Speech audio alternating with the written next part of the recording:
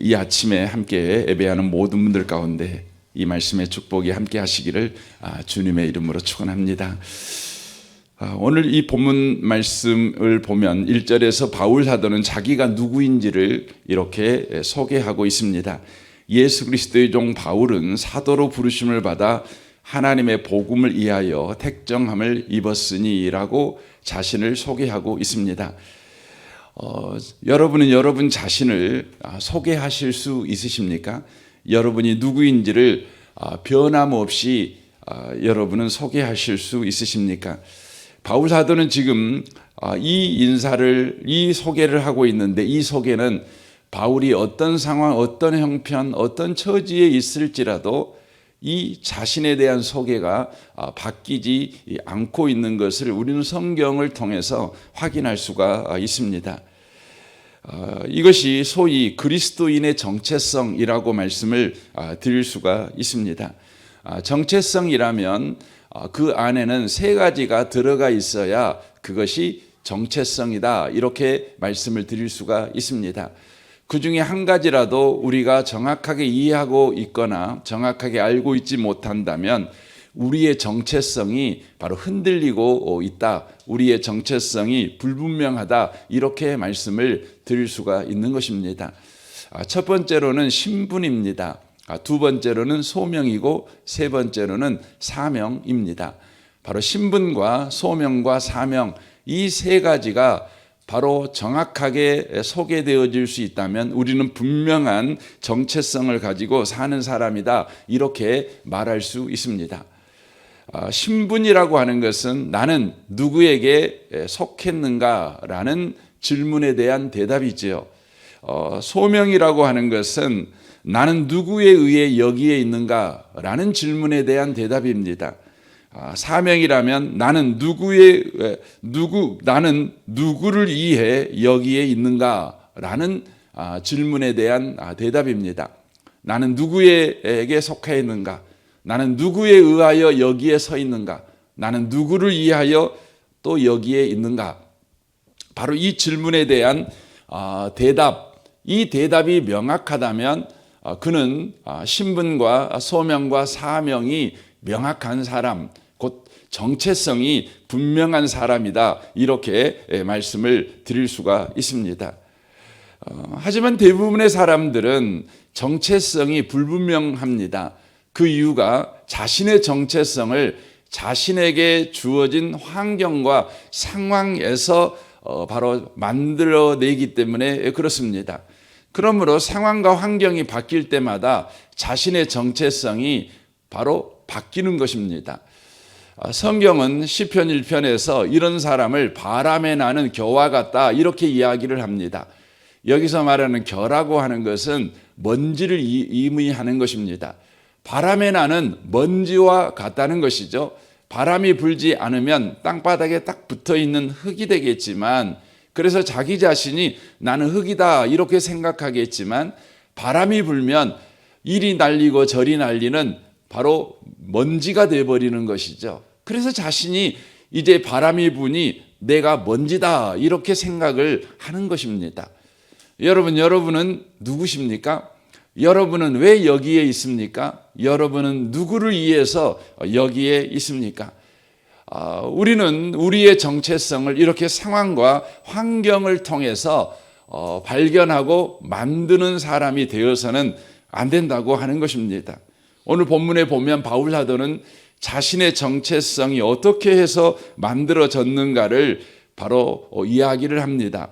그것의 핵심은 뭡니까? 바로 복음입니다.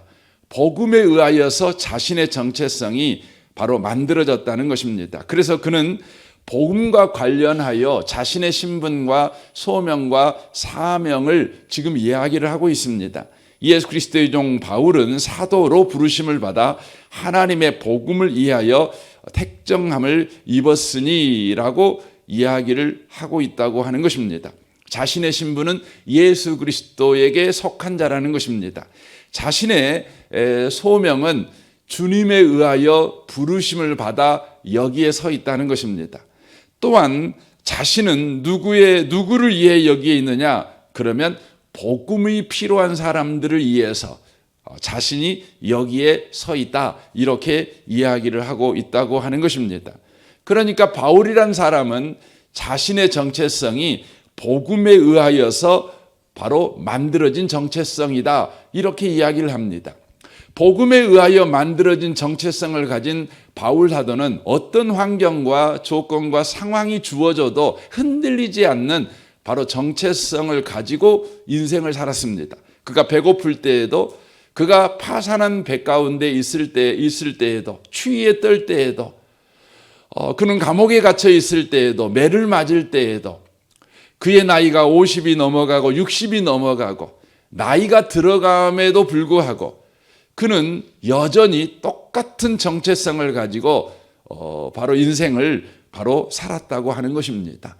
여러분, 세상이 흔들리고 있는 것이 아니라 사실 보면 우리 정체성이 흔들린 까닭에 세상이 흔들린다고 우리는 착각합니다. 그렇지 않습니다. 늘 우리가 흔들리고 있는 것입니다. 왜 우리는 흔들릴까요? 흔들리는 정체성을 가지고 있기 때문에 그렇습니다. 왜 흔들리는 정체성을 가지고 있을까요? 바로 흔들리는 것에 의하여 우리의 정체성을 만들기 때문에 그렇습니다. 그리스도인들은 흔들리지 않는 정체성을 가져야 합니다. 세상이 아무리 흔들려도 우리가 흔들리지 않아야 합니다. 그리하여 우리가 중심이 되어 세상이 질서를 잡게 만들어야 되는 것입니다. 그러면 흔들리지 않는 정체성은 바로 흔들리지 않는 것에 의하여 만들어졌을 때만 바로 흔들리지 않는 정체성을 바로 가지고 살아갈 수 있게 되는 것이죠. 시편 1편에서는 이렇게 고백하죠. 시냇가에 심은 나무라고 말합니다. 시냇가에 심은 나무라는 의미는 바로 뿌리가 깊다는 것을 의미하고 있는 것이 아닙니까? 그의 특성을 시편 1편에서는 철을 따라라고 말합니다. 철이 이 모양 저 모양으로 바뀔지라도 자신의 정체성, 나무에 할 일을 한다는 것입니다. 나무가 마땅히 해야 될 일, 나무가 마땅히 해야 될 역할, 나무만 할 수 있는 특징을 온전하게 드러내는 일에 바로 나무가 바로 반응한다는 것을 이야기를 해주고 있다고 하는 것입니다. 바울의 정체성은 바로 복음에서 나왔습니다. 복음은 흔들리지 않는 것입니다. 왜 흔들리지 않을까요? 바울 사도는 오늘 본문 1장 2절에서 이렇게 소개를 합니다. 이 복음은 하나님이 선지자들을 통하여 그의 아들에 관하여 성경에 미리 약속하신 것이다 라고 말합니다. 복음은 그 주도권이 하나님에게 있다는 것을 말씀합니다. 복음은 하나님에게서 시작된 것입니다. 저와 여러분이 복음을 근거로 해서 정체성을 갖는다면 그 정체성은 하나님으로부터 시작된 정체성이다, 이렇게 말할 수 있는 것입니다. 하나님이 그렇습니다. 여러분, 여러분의 정체성은 하나님으로부터 시작된 정체성입니까? 아니면 여러분의 생각으로부터 시작된 정체성입니까? 여러분의 감정에서 시작된 정체성이십니까? 우리의 정체성은 하나님으로부터 시작되어야 합니다. 그러려면 복음으로 돌아오셔야 되는 것입니다. 복음에서 시작되어야 되는 것입니다. 이 복음이 하나님으로부터 시작되었는데 하나님께서 우리에게 이 복음 위에 선 정체성을 갖게 하시기 위해서 복음을 우리에게 주시는데 이 복음이 대체 뭐냐? 그러면 선지자들을 통하여 그의 아들에 관하여 성경에 미리 약속하신 것이다 라고 말하고 있습니다. 이 말씀을 이해하기 좋게 말씀드리면 이렇게 말씀드릴 수 있죠. 하나님이 선지자들을 통해서 성경에 미리 약속하신 것을 바로 그 아들을 통해서 성취하신 이야기, 바로 그것이 복음이라는 것입니다. 이것을 더 길게 말씀드리면 하나님께서 선지자들을 통하여 그 아들에 관하여 성경에 미리 약속하셨는데 그 약속대로 그 아들을 통해서 약속을 성취하신 이야기, 바로 이것이 바로 복음이라는 것입니다. 그러니까 복음은 하나님의 약속과 성취, 바로 그것이 바로 복음이다. 이렇게 말씀을 드릴 수가 있는 것이죠. 그래서 우리는 확인해 봐야 합니다. 하나님이 무엇을 약속하셨고 그 약속이 이 예수 안에서 어떻게 바로 성취되었는가를 우리가 확인해야 합니다. 이로 인하여서 복음은 흔들릴 수가 없는 것이구나. 이것을 우리가 확인할 수 있는 것입니다. 복음은 우연히 일어난 사건이 아니라 계획된 바로 사건이 완성된 이야기라고 하는 것이죠. 우연히 일어난 사건이 아닙니다. 번갯불에 콩볶아 먹듯이 일어난 사건이 아닙니다. 바로 이 이야기는 계획된 것이 바로 성취된 것입니다. 약속된 것이 바로 성취된 사건이라고 하는 것이죠. 여러분, 계획된 것, 약속된 것이 성취되려면 반드시 두 가지가 필요한 것이죠. 그게 뭡니까? 시간과 장소가 필요한 것입니다. 시간과 장소가 필요한 것입니다. 그러니까 약속한 것이 이루어지려면 긴 시간이라고 하는 것과 그 시간이 일어나는 장소, 그러므로 이것을 한마디로 말하면 바로 역사라는 것이 필요하다는 것입니다. 약속이 성취되려면 역사가 필요한 것입니다. 역사의 과정이 필요한 것입니다. 그래서 여러분, 이 성경 로마서가 복음에 대해서 우리에게 가르쳐 주는데 다른 성경과 다른 측면이 있다면 그것이 뭐냐면 바로 역사, 과정을 설명한다는 것입니다. 하나님께서 죄인된 우리를 바로 구원하시기 위해서 어떤 과정을 걸쳤는가, 이것을 이야기하고 있는 내용이 바로 로마서입니다. 그래서 로마서는 복음이 무엇인가를 정확하게 바로 이야기하는데 바로 우리에게 이 복음이 어떻게 복음되었는가, 이것을 바로 이야기해 주고 있는 성경이라고 하는 것입니다. 저는 여러분들이 이번 고난주간에 특별히 이 로마서 말씀을 한번 읽었으면 좋겠습니다. 총 16장에 불과하니까 여러분이 그냥 하루면 읽을 수도 있겠지만 여러분 하루에 5장씩 이렇게 해가지고 한번 읽어보시면 좋겠다, 이런 생각이 들어지고요. 여러분이 좀 어렵게 느껴지면 메시지 성경도 읽어보시고 또 다른 번역 성경도 여러분이 통해서 한번 로마서를 읽어보셨으면 좋겠습니다.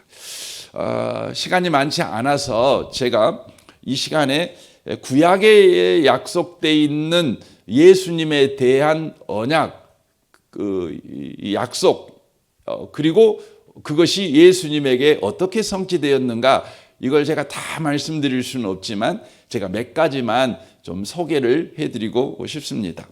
먼저 예수께서 여자의 후손으로 태어난다고 구약 성경에 약속하십니다. 창세기 3장 15절입니다. 내가 너로 여자와 온수가 되게 하고 너의 후손도 여자의 후손과 온수가 되게 하리니 여자의 후손은 내 머리를 상하게 할 것이요 너는 그의 발꿈치를 상하게 할 것이라 하시고 라고 예언되어져 있습니다. 지금으로 보면 3,500년 전에 약속, 이 모세를 통해서 에덴 동산에서 하신 약속을 성경에 이렇게 기록을 해놓고 있는 것이죠. 이 약속이 신약으로 보면 2000년 후에 바로 거의 1500년, 1600년 후에 성취되는데 갈라디아서 4장 4절입니다. 때가 참에 하나님이 그 아들을 보내사 여자에게서 나게 하시고 율법 아래 나게 하신 것은 이라고 되어 있습니다. 여러분, 다 여자에게서 태어나는 거 아닙니까? 사람은. 그런데 왜 성경은 굳이 여자에게서 태어난다 이렇게 말을 할까요? 보통 이 땅에 사람이 태어나면 여자의 성을 갖지 않고 남자의 성을 갖죠. 그래서 우리도 어버이 노래를 부를 때 뭐라고 부르죠? 아버지가 날 낳으셨어요. 그리고 어머니가 뭐예요? 날 기르셨어요. 우리 그렇게 노래합니다. 왜 그럴까요? 그것은 남자의 씨이기 때문에 그렇다는 것이죠. 그런데 성경은 여자에게서 났다 이렇게 말을 하는 것이죠. 왜 그렇습니까? 그것은 처녀에게서 태어나기 때문에 그렇습니다. 이사야 7장 14절에 예언됩니다. 이것은 예수님이 오시기 전 700년 전에 예언되어 있는 약속입니다. 그러므로 주께서 친히 징조로 너희에게 주실 것이라. 보라, 처녀가 잉태하여 아들을 낳을 것이요 그 이름을 임마누엘이라 하리라 라고 예언됩니다. 성취되지요. 마태복음 1장 18절입니다. 예수 그리스도의 나심은 이러하니라. 그 모친 마리아가 요셉과 정혼하고 동거하기 전에 성령으로 잉태된 것이 나타났더니라고 말하고 있습니다. 또한 예수님은 하나님의 아들이시라는 것이죠. 시편 2편 7절에 예언됩니다. 내가 영을 전하노라. 여호와께서 내게 이르시되 너는 내 아들이라. 오늘날 내가 너를 낳았도다. 마태복음 3장 17절에 이것이 성취됩니다. 하늘로서 소리가 있어 말씀하시되 이는 내 사랑하는 아들이요 내 기뻐하는 자라 하시니라 라고 되어 있습니다. 창세기 22장 18절에 아브라함의 씨로 예수께서 오신다고 약속됩니다.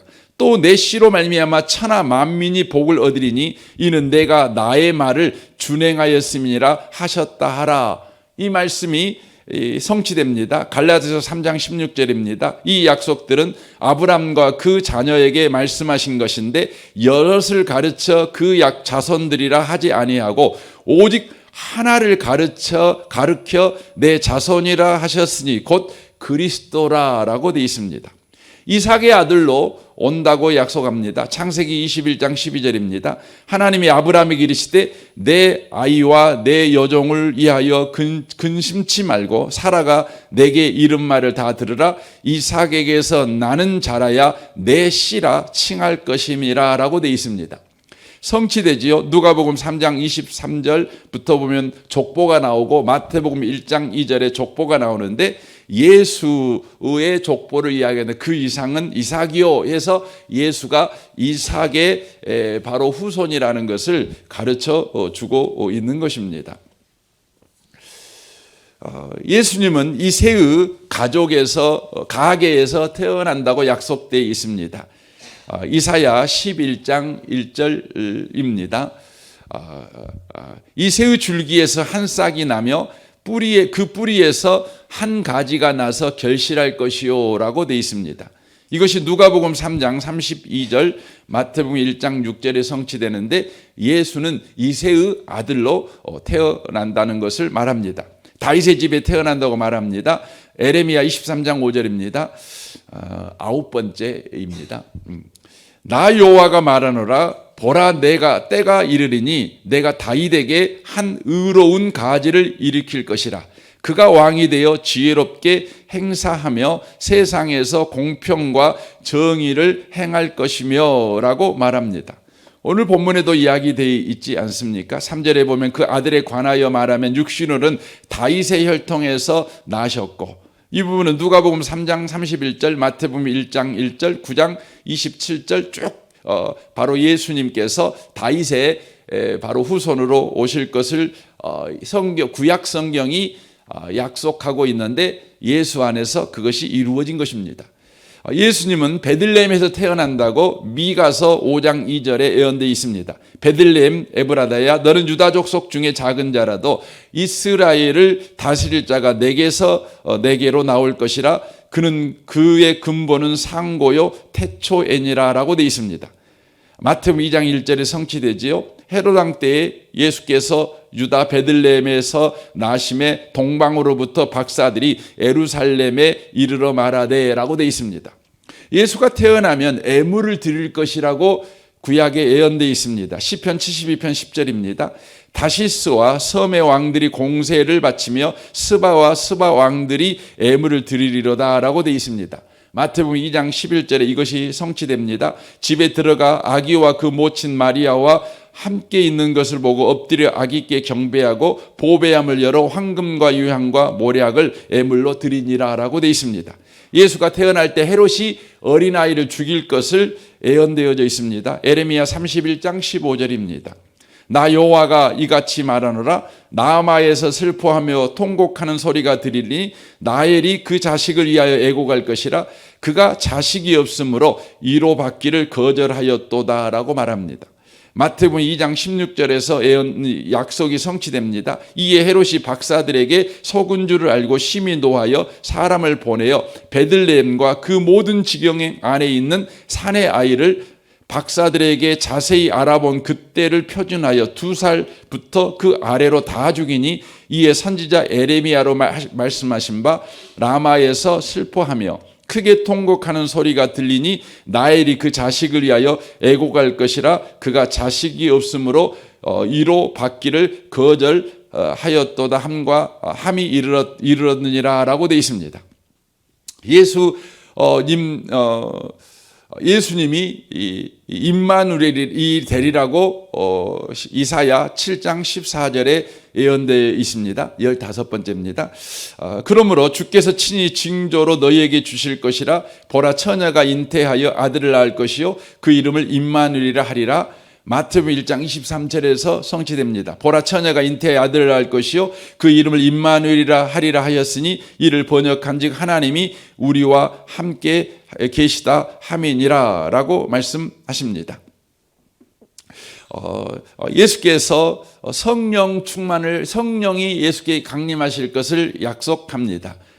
20번째입니다. 성령이 강림하심. 이사야 11장 2절입니다. 여호와의 신, 지혜와 총명의 신이요 모략과 재능의 신이요 지식과 여호와를 경외하는 신이 그 위에 강림하시리니 라고 예언되어 있는데, 마태복음 3장 16절에서 17절에 성취됩니다. 예수께서 세례를 받으시고 물 위에 올라오실새 하늘이 열리고 하나님의 성령이 비둘기같이 내려 자기 위에 임하심을 보시더니 하늘로서 소리가 있어 말씀하시되 이는 내 사랑하는 아들이요 내 기뻐하는 자라 하시니라 라고 말씀하십니다.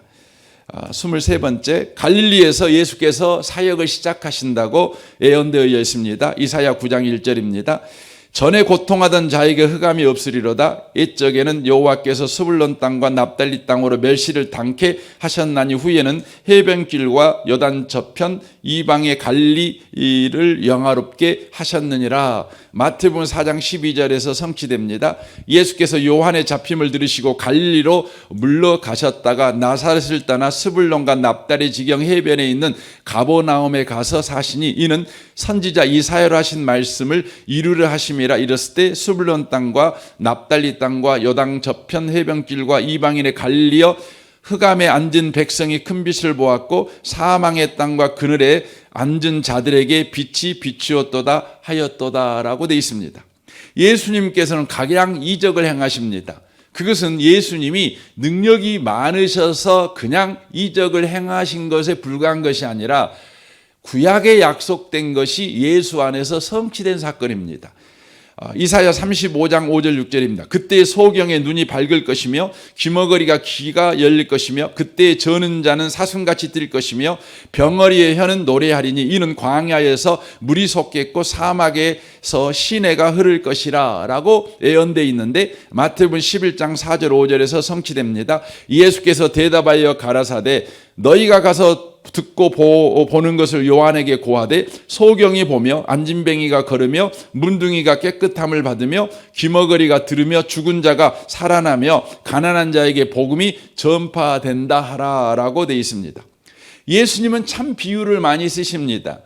왜 비유를 많이 쓰시냐면 구약 성경에 하나님께서 보내실 구원자는 비유를 많이 쓰신다 이렇게 예언되어 있습니다. 시편 78편 2절입니다.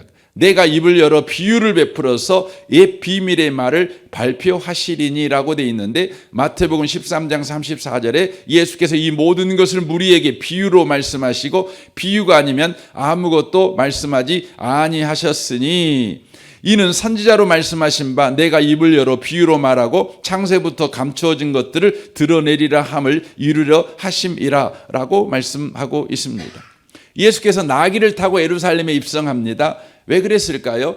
스가랴 9장 9절에 예언되어져 있기 때문에 그렇습니다. 시온에 따라 크게 기뻐하라. 예루살렘에 따라 즐거이 부를지어다. 보라 내 왕이 내게 임하리니 그는 공의로우며 구원을 베풀며 겸손하여 나귀를 타나니 나귀의 작은 것 곧 새끼 나귀니라. 마태복음 21장 4절에서 성취됩니다. 이에 선지자가 하신 말씀을 이루려 하심이라. 이르실 때 시온 딸에게 이르기를 내 왕이 내게 임하리니 그가 겸손하여 나귀 곧 멍에 매는 짐승의 새끼를 탔도다 하라 하셨느니라. 제자들이 가서 예수의 명하신 대로 하여 나귀와 나귀 새끼를 끌고 와서 자기들의 겉옷을 그의 얹음에 예수께서 그의 타시니라고 말하고 있습니다. 성경이, 구약 성경이 예수님에 대해서 너무나 많은 것을 예언합니다. 제가 이 부분은 여러분 마을방에다가 그냥 띄워드릴 테니까 한번 여러분이 확인해 보시면 좋겠다, 이렇게 생각이 들어집니다. 예수님께서 십자가를 지시기 위해서 골고다로 올라가실 때에 예수님이 사람들한테 침뱉음을 당하고 뭐 그렇잖아요. 조롱당하고 양손에 못을 박히고 이런 일 하죠. 또 고소당하고 그때 침묵하시고 이런 일들이 모두 다 여러분 구약 성경에 이미 예언되어 있는 겁니다. 그러니까 예수님이 하시는 모든 말과 행동은 예수님이 창작한 이야기가 아닙니다. 창작한 행동이 아닙니다. 예수님의 개인적인 능력을 드러내시는 것이거나 예수님의 개인적인 탁월함을 바로 보여주고 있는 것이 아니라 하나님께서 바로 선지자들을 통하여 구약에 예언되어져 있는 것을 성취하시는 바로 행동이고 또한 말씀이었다는 것입니다. 이것은 우리에게 무엇을 보여주고 있는 것입니까? 이것은 바로 복음이라고 하는 것은 흔들릴 수 없다는 거예요. 복음은 확실하다는 거예요. 복음은 한 사람의 개인기가 아니에요. 개인기가 아니에요.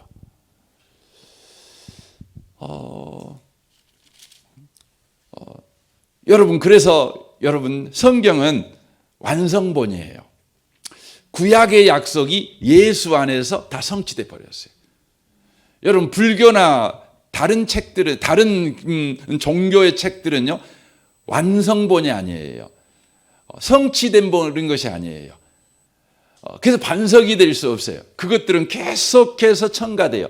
그래서 여러분, 불교의 책은요, 계속해서 첨가되는 거죠. 더 뛰어난 고승들의 이야기가 계속 첨가되는 것입니다.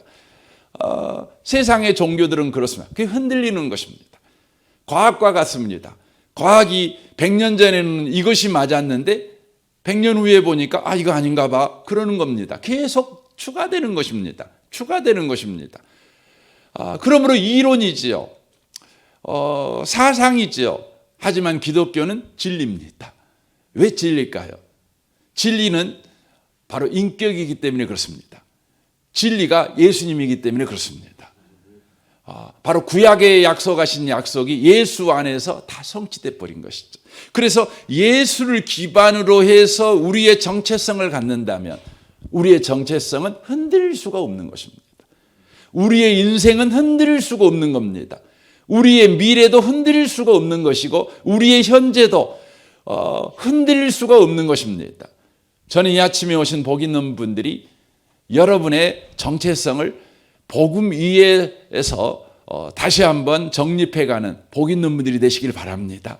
이를 위해서 여러분 구약에 약속하신 약속이 예수 안에서 어떻게 성취됐는가를 특별히 여러분 이 고난 주간에 열심히 여러분 찾아보시고 확인해 보시고 그리하여 다시 한번 여러분이 복음 위에 선 인생의 그 든든함과 그 담대함과 그 소망을 다시 한번 회복하시는 모든 분들이 다 되시기를 주님의 이름으로 축원합니다. 아멘. 우리 같이 이 시간 기도하겠습니다.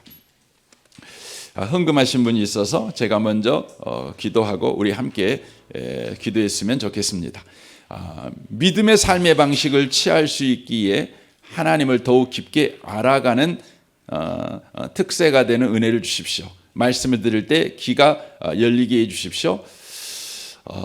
또 저의 영육간의 강건함을 위해서 이렇게 기도 제목 내놨습니다.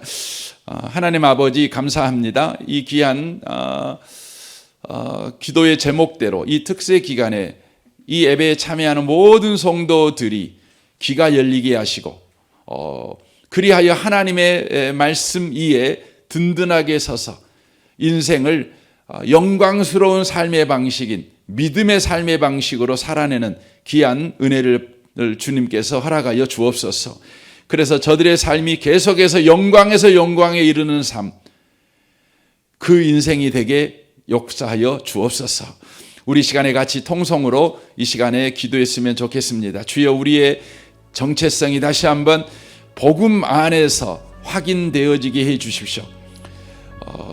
흔들리는 것으로 우리의 정체성이 만들어지지 않게 하여 주십시오. 바울 사도처럼 어떤 환경, 어떤 조건, 어떤 사건, 또 어떤 위기가 올지라도 흔들리지 않는 우리의 신분과 우리의 소명과 우리의 사명을 가지고 인생을 살아내는 자 되게 하여 주옵소서. 여러분의 가정과 여러분의 직장 생활과 또 여러분들의 일가 친지를 위해서, 또 우리 성도들을 위해서 여러분 이 아침에 기도해 주시면 좋겠습니다. 이 나라와 이 민족과 북한과 열방을 위해 기도해 주시고, 특별히 우리 교회를 위해 기도할 때 우리 유치부 아이들을 위해서, 또 유치부를 섬기는 우리 교사 순장들을 위해서 여러분 기도해 주십시오. 우리 제천마을과 우리 장로님과 순장 순원을 위해서도 여러분 기도해 주시면 좋겠습니다. 우리 좋으신 주님께 우리 통성으로 이 아침에 우리 기도하겠습니다. 기도할 때 우리 주여 한번 부르짖고 우리 통성으로 기도하겠습니다. 주여, 오 하나님 아버지, 하나님 아버지 감사합니다. 우리로 하여금 인생을 살아갈 때에 분명한 정체성을 가지고 인생을 살아가도록 우리를 예수 믿게 하셨으니 감사합니다. 네가 누구냐라고 질문을 받을 때 우리는 늘 흔들립니다. 우리는 버벅거립니다. 우리는 머뭇거립니다. 우리는 확신을 못합니다. 그러므로 말미암아서 우리는 상황과 환경과 여러 형편에 흔들리는 인생을 살아가고 있는 것을 우리가 보게 되어집니다. 오 놀라우신 하나님 아버지, 우리를 예수 믿게 하셨사오니 어떤 상황과 어떤 형편과 어떤 조건에서도 흔들리지 아니하는 우리의 신분과 소명과 사명, 정체성을 가지고 인생을 살아내는 자 되게 하여 주시기를 원합니다. 어떤 상황에서도 그런 정체성을 가지고 살 때 우리는 흔들리지 않는 소망을 가지고 사는 자인 것을 우리가 압니다. 우리는 담대하여 두려워하지 아니하고 여전하게 갈 길을 가는 자가 되어질 줄 믿습니다. 주여, 갈짓자 행보를 하지 않는 인생, 뒤로 물러가 침눈에 빠지는 인생을 살지 아니하고, 오 하나님 아버지, 우리가 그리스도인으로서 마땅히 걸어가야 될 길을 주저없이 걸어가는 자가 되어질 줄 믿습니다. 의심 없이 걸어가는 자가 될 줄로 믿습니다. 담대하게 걸어가는 자가 될 줄로 믿습니다. 오 하나님 아버지, 이 놀라운 은혜를 우리에게 허락하셨사오니다.